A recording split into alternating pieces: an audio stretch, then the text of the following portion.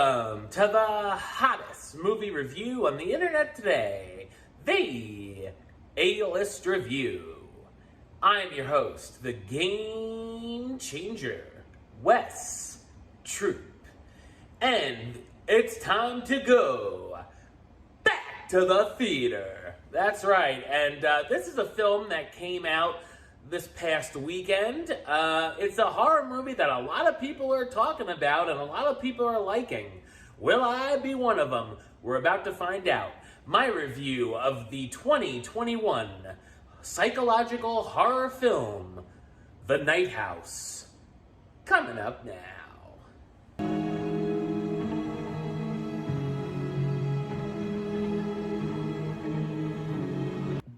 A teacher has just lost her husband, Owen, to suicide after he shot himself with a gun she didn't know he owned.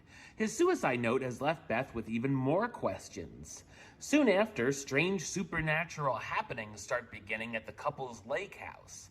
At first, she begins thinking she's dreaming, but soon believes the activity to be real and may or may not be her late husband.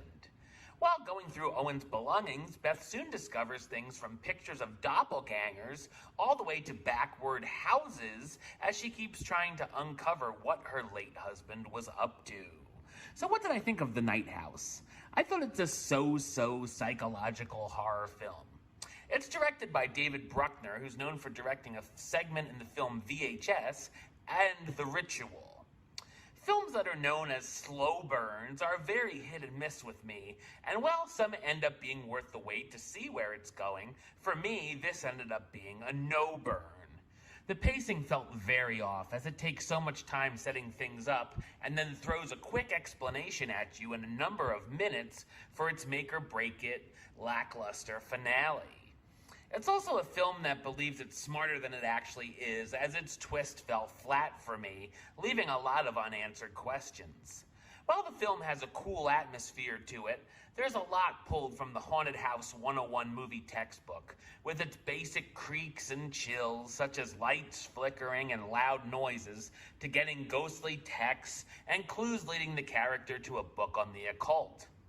There were a couple of freaky visuals that were exciting, but the film relies too much on cheap jump scares, especially using blaring music when this type of movie is trying to rise above the normal fare. I almost shrieked when it went into doing a fake-out dream sequence and then got into a storyline on the dreams being real or not. There's some okay use of suspense that works, but other times it's just not there, and honestly, I didn't find anything here to be scary per se. The Night House does have some interesting ideas here and there, and I did enjoy trying to figure out the mystery along with Beth when she goes against her friend's wishes and keeps digging into his business and keeps discovering more secrets.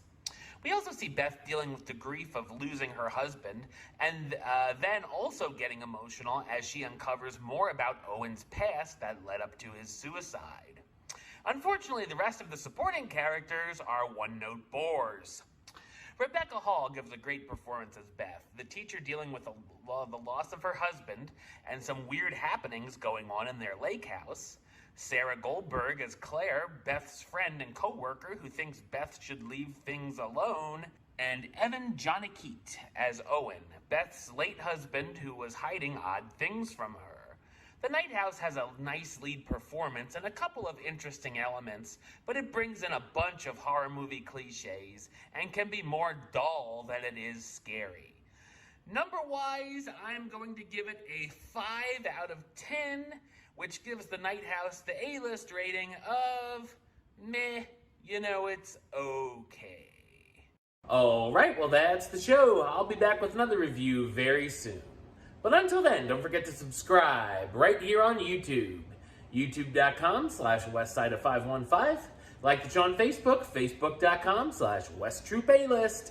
And of course, you can follow me on the Twitter and the Instagram @WesAlist. Until next time, Troop out.